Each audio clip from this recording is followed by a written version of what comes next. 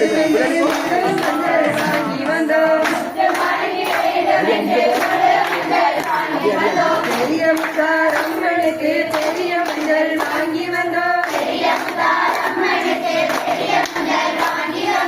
சிவகாளி அம்மனுக்கு உயர்ந்த மஞ்சள் வாங்கி வந்தோம்